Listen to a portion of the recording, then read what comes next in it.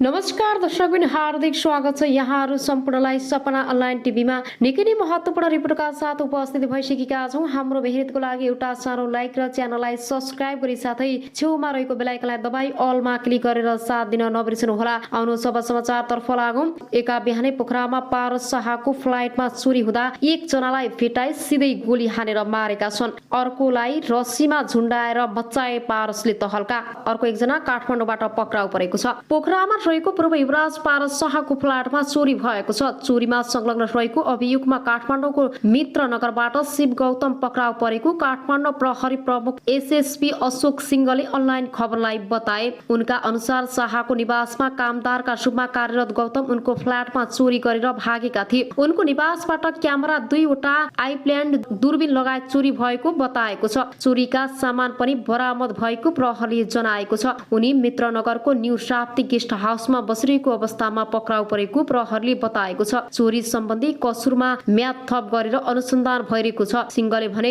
काठमाडौँ प्रहरी उपत्यकामा चोरीमा संलग्न 207 जना पक्राउ गरी सोमबार दिउँसो सार्वजनिक समेत गरेको छ। अब आउनु सरको समाचारतर्फ लागौँ। संविधान मिच्ने अपराधमा एमालेको सांसद ढाकछे भएको छ। विभिन्न 3वटा प्रस्ताव पारित गर्दै नेकपा एमालेको प्रथम 3 दिने विधान महाधिवेशन आइतबार सकिएको छ। विधान महाधिवेशनलाई मुख्यत नीति र विधि बनाउने थलोका रूपमा चिनिन्छ। गल्ती र कमजोरीहरू सच्याइन्छन्, तर एमालेको सम्पन्न विधान महाधिवेशनले कमी कमजोरी सच्याउने भन्दा पनि व्यक्तिले गरेका गल्तीहरूलाई सिङ्गो पार्टीले ढाकछोप गरेर संस्थागत रूपमै त्यसलाई वैधानिकता दिने प्रयासको दृष्टान्त बन्न पुगेको छ। संविधान मिचेर गम्भीर अपराध गर्ने व्यक्तिलाई नै एमालेले आगामी दिनमा पनि सर्वशक्तिमान बनाउने नीति अवलम्बन गर्ने बाटो खुल्ला गरेको छ। नेपालको अहिलेसम्मको राजनीतिक इतिहासमै यति धेरै झण्डै 6,500 प्रतिनिधि भेला गरेर संविधान विधान महाधिवेशन गर्ने पार्टी पनि नेकपा एमाले नै भएको छ। 6,000 एमालेका नेता कार्यकर्ताहरू अध्यक्ष ओलीको संसद विघटन गर्ने गम्भीर अपराधको साक्षी बसेर फिर्ता भएका छन्। केन्द्र सरकारदेखि प्रदेश सरकारबाट समेत लगातार बाहिरिँदै गएको नेकपा एमालेको हो। महाधिवेशनले मुख्यतः ओलीको अपराध ढाकछोप र उनै ओलीलाई सर्वशक्तिमा लगातार बाहिरिँदै गएको नेकपा एमालेको यो महाधिवेशनले मुख्यतः ओलीको अपराध ढाकछोप र उनकै ओलीलाई सर्वशक्तिमान बनाउने लगायतका 5 सन्देश दिएको छ। एमाले अध्यक्ष ओलीले प्रधानमन्त्रीको हैसियतमा संविधान विपरीत 2 पटक प्रतिनिधि सभा विघटन गरेका थिए। ओलीको यो कदम संवैधानिक भनेर सर्वोच्च अदालतले उल्टाइदियो। तर यति ठूलो र गम्भीर अपराधमा पनि एमालेको यो महाधिवेशनमा संसद विघटन गल्ती थियो भनेर स्वीकार गरिएन। बरु ओलीको उक्त कदम गलत हो भन्ने नेताहरूको फरक मत समेत बताएर दबाएर राखियो। बहुमतका बलमा स्थायी समितिमा दर्ज गरिएका ती फरक मतको न सम्बोधन नै गर्ने प्रयास गरियो त न कुनै उच्चारण गर्ने हिम्मत। त्यति मात्रै होइन, ओलीले संसद विघटनलाई आफ्नो बाध्यता भनेर ढाकछोपमा उत्रँदा अरू नेता समेत त्यसैलाई सत्य भनेर ओलीकै प्रशंसा रमाएको देखियो। यसैगरी ओली अपराधको तथ्य महाधिवेशनले उत्खनन त गरेन, बरु अर्को गल्ती गर्ने त्यो गल्ती थियो आगामी दिनमा पनि ओली नै नेतृत्वमा पुर्याउने गरी गरिएको विधान संशोधन। 70 वर्ष उमेर हद र कार्यकारी पदमा एक व्यक्ति 2 कार्यालय रहने व्यवस्था विधानमै गरेर ओलीलाई आगामी 10औं राष्ट्रिय महाधिवेशनबाट अध्यक्ष बनाउने बाटो खुल्ला गरिएको छ। यति धेरै नेता भएको यो पार्टीमा ओली बाहेक अरू कसैले नेतृत्व नै गर्न सक्दैनन् भन्ने सन्देश यो व्यवस्था गरेबाटै पुष्टि हुन्छ। ओलीले विधान महाधिवेशन उद्घाटनदेखि समापनका भाषणमा आफ्नो स्वेच्छाचारिताका कारण पार्टीमा विग्रह र विभाजन आएको अस्वीकार गरेनन्। माधव नेपाल र प्रचण्डलाई गाली गरेर आफू पानी माथिको ओभानो हुने प्रयत्न गरे। सँगै उनले माधव नेपालले गठन गरेको पार्टीलाई पार्टीको हैसियत नै नभएको भन्दै विधान महाधिवेशन मार्फत पार्टी विभाजन नभएको पुष्टि गर्ने प्रयत्न गरे। एमाले एक ढिक्का छ र विभाजन ठीक होइन भन्ने सन्देश यो महाधिवेशनले दिएको छ। कार्यकर्तामा देखिएको उत्साहले पार्टी छोडेर गएका नेता कार्यकर्ताको पूर्ति पनि छिट्टै हुन्छ भन्ने आत्मबल बढाएको छ। एमाले उपाध्यक्ष समेत रहेका युवराज ग्याउलीले नेकपा विभाजनपछि एमालेमा जनताको बहुदलीय जनवाद कि जनताको जनतालाई मान्ने भन्ने अन्यल थियो। तर यो महाधिवेशनले यो अन्यल पनि हटाएको छ। जनताको बहुदलीय जनवादलाई आत्मसात गर्दै जबजबाटै समाजवादको आधार तय गर्ने किटान गरेको छ। पुँजीवाद पुँजीवादी जनवादी क्रान्ति सम्पन्न भएको हुनाले र समाज पुँजीवादी बनिसकेकाले अबको कार्यक्रम समाजवादी कार्यक्रम हुने भन्ने तर्क गरियो वा जनताको बहुदलीय जनवादको सान्दर्भिकता नरहेको निष्कर्षमा पुगियो भने त्रुटिपूर्ण मात्रै होइन, हानिकारक हुनेछ। अध्यक्ष केपी ओलीले पेश गरेर पारित भएको राजनीतिक प्रस्तावमा भनिएको छ, एकै ठाउँमा धेरै नेता कार्यकर्ता जम्मा गरेर सरकारका कमजोरी केलाउँदै भण्डाफोर गर्न पनि एमालेका लागि यो महाधिवेशन सहयोगी बनेको छ। किनभने देशैभरका नेता कार्यकर्ताले अब एक स्वरमा आफ्नो ठाउँबाट बन्नेछन्। 3 महिनासम्म मन्त्रीमण्डललाई पूर्णता दिन नसक्ने यो सरकारले केही काम गर्न सक्दैन। आगामी निर्वाचनमा तिनै तहमा पहिलो पटक पार्टी बन्ने एमाले उद्घोषण गरेको एमाले सरकारका कमी कमजोरीहरू जनतामा पुर्याएर आफ्नो पक्षमा जनमत तान्ने प्रयास गर्नेछ। किनभने एमालेको यो विधान महाधिवेशनबाट फर्केका नेता कार्यकर्ता आगामी फागुन चैतमा हुने स्थानीय चुनाव लक्षित प्रशिक्षण समेत पाएर फर्केका छन्। अब आउनु सरको समाचारतर्फ लागौं। भ्रष्टाचारको अखण्ड सबै पदाधिकारी विवादित भएका छन्। जनताको उपचार गर्न र चिकित्सक उत्पादन गर्न पूर्वी नेपालको धरानमा स्थापित बीपी कोइराला स्वास्थ्य विज्ञान प्रतिष्ठान भ्रष्टाचारको अखण्ड बनेको छ। मुलुकको पहिलो जननिर्वाचित प्रधानमन्त्री बीपी कोइरालाको नाममा स्थापित विश्वविद्यालयको निकासा पछिल्लो 2 वर्षको अवधिमा 3 उपकुलपति भ्रष्टाचारको आरोपमा मुछिनेले त्यही संकेत गर्छ। 2076 साल असार 26 गते प्रतिष्ठानका तत्कालीन उपकुलपति प्रा डाक्टर राजकुमार श्रैनियार 8 लाख रुपियाँ घुससहित पक्राउ परे। प्रतिष्ठानको भवन निर्माणले ठेक्काको कमिसन लिने क्रममा उनी निवासबाट पक्राउ परेका थिए। त्यसको 3 सातापछि अघिल्ला उपकुलपति बलभद्र प्रसाद दासमाथि 4 करोड भ्रष्टाचार मुद्दा लाग्यो। दुवै मुद्दा विशेष अदालतमा विचाराधीन भएका बेला नयाँ पदाधिकारीहरू पनि रत्तीभर डराएनन्, अनियमितता गरिरहे। सरकारले गठन गरेको कार्यदलले उपकुलपति ज्ञानेन्द्र गिरी भ्रष्टाचारको आरोपबाट उम्किन नसक्ने गरी सरकारलाई मंगलबार प्रतिवेदन बुझाइसकेको छ। अख्तियारले गम्भीर रूपमा छानबिन गर्ने हो भने अहिलेका उपकुलपति गिरी सहितका पदाधिकारी जोडिने ठाउँ नै छैन। कार्यदलका एक सदस्यले अनलाइन खबरसँग भने राजनीतिको आडमा नियुक्ति भएपछि मलाई जे गर्न पछि छुट हुन्छ भन्ने सोचले यस्तो अवस्थामा पुर्याएको हो। उनी आफू त बदनाम भए संस्था समेत खराएसी बनाए। स्त्री रोग विशेषज्ञ समेत रहेका प्र डाक्टर मोहन चन्द्र रेग्मी फिस्टुलालाई रोग विशेषज्ञ हुन विशेषज्ञहरूको समुदायमा उनी राम्रा प्राचीन व्यक्तिको रूपमा चिनिन्छन्।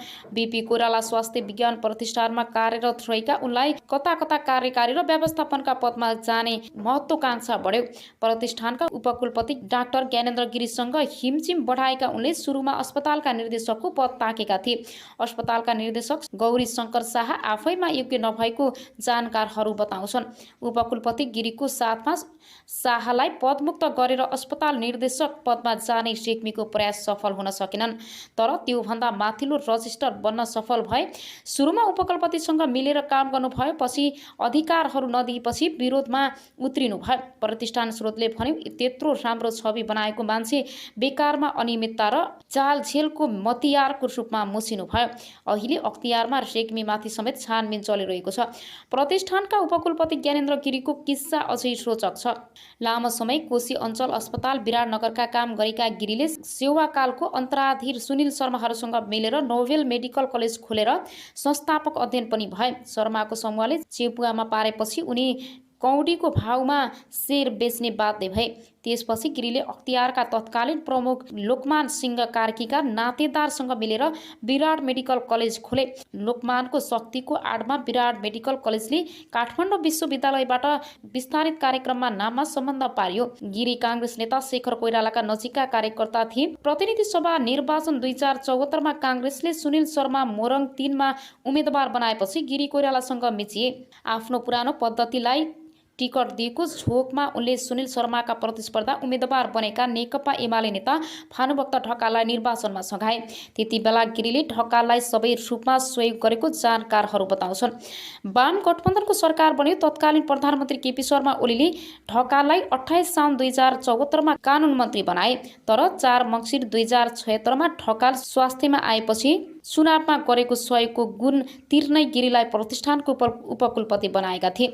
राजनीतिको आडमा पदमा पुगेका उपकुलपति गिरीले प्रतिष्ठानमा मनोमानी गर्न थाले। उनलाई कुनै शक्ति प्राज्ञिक र आर्थिक अनुशासन जरुरी थिएन। आफ्नो समर्थन गर्ने ठानेर उनले विश्वविद्यालयमा कार्यरत डाक्टर महेश चन्द्र रेग्मीलाई रजिस्ट्रारमा नियुक्त गर्न स्वास्थ्य मन्त्री ढकाललाई सिफारिस गरे र नियुक्ति पनि दिए। उनी अहिले प्राध्यापक पद जबरजस्ती लिएको आरोपमा फँसेका छन्। प्रतिष्ठानमा कार्यरत आन्दोलनरत चिकित्सक तथा अध्ययन कार्यदलका सदस्यका अनुसार हाल बीपीमा रहेका सबै पदाधिकारीहरू विवादित बनेका छन्। तुलनात्मक रूपमा राम्रो छवि मानिएका रेजिस्ट्रार डाक्टर गुरुप्रसाद खनाल पनि नियमित उपकुलपति हुँदा अनेक विवादास्पद निर्णयमा संलग्न रहेको पाइएको छ। कुनै प्राज्ञिक पृष्ठभूमि नभएका अस्पताल निर्देशक डाक्टर गौरी शङ्कर शाह खरिदमा मात्रै रुचि राख्ने पदाधिकारी मानिन्छन्। प्रतिष्ठान स्रोतले भन्यो प्रशासनिक दक्षता नभए पनि उनलाई खरिदको काम र कमाई हुने क्षेत्रमा औधी रुचि छ। उनको पदावधि केही महिना बाँकी छ। दलीय भागभण्डा र शक्तिको आडमा नियुक्ति हुनेहरूले मनोमानी गरेर संस्थालाई बिगार्ने काम गरे। प्रतिष्ठानको आन्दोलनरत सङ्घर्ष समितिका संयोजक डाक्टर एसपी सिमाल भन्छन् नियुक्ति गर्दा नै राजनीतिक स्वार्थमा पनि पदाधिकारी सिफारिस हुने गरेको छ। उनीहरूले शक्तिको आडमा अनियमितता गर्ने कुनै नौलो कुरा भएन। हरेक पटक दक्षता र क्षमता भन्दा पनि राजनीतिक संरक्षणका आधारमा पदाधिकारी नियुक्ति भएका छन्। 2050 सालमा स्थापना भई 2055 सालदेखि चिकित्सक शिक्षामा स्नातकोत्तर तह सञ्चालन गरिरहेको प्रतिष्ठानले पूर्वी नेपालका विभिन्न जिल्लाहरूमा चिकित्सा सेवा र दन्त चिकित्सा सेवा दिइरहेको छ। आफ्नो क्षमताको 3 गुणासम्म बिरामी जाँच्ने अस्पताल भएको प्रतिष्ठानको पछिल्लो समय आम्दानी घट्दो क्रममा छ। शैक्षिक गुणस्तर खसेको छ। नियमित जसो आर्थिक नियमितता हुने गरेको छ। प्राज्ञिक काम कारबाही तहस नहस छ भने अस्पतालमा बिरामी फेरेर रेफर गरेर कमिसन लिने प्रवृत्ति मौलाएको छ। पदाधिकारीहरूको असहमतदारी र झैझगडाले स्थिति झन तनावपूर्ण बनेको छ। बेथिति मौलाएको प्रतिष्ठानमा एकै वर्षमा 48 करोड रुपियाँसम्म बेरोज निस्किएको छ। 2 अर्ब 20 करोडको बजेटमा 70% रकम चालु प्रकृतिका काममा खर्च हुन्छ। प्रतिष्ठानमा आवास छ तर बाहिरका मानिसहरू बसेका छन्। छात्रावास र कर्मचारी आवासमा पानी चुहिन्छ। नर्सिङ स्टाफलाई आवास छैन तर संस्था बाहिरका व्यक्तिले आवास पाएका छन्। निवासमा अस्पतालमै काम गर्न जुनियर रेसिडेन्टलाई मासिक 4000 भाडा असुलिएको छ। अहिलेका यी 4 पदाधिकारीले संस्थालाई बदनाम बनाएकोले तत्काल उनीहरूलाई बर्खास्त गरेर योग्य र समक्ष पदाधिकारी नियुक्त गर्नुपर्छ।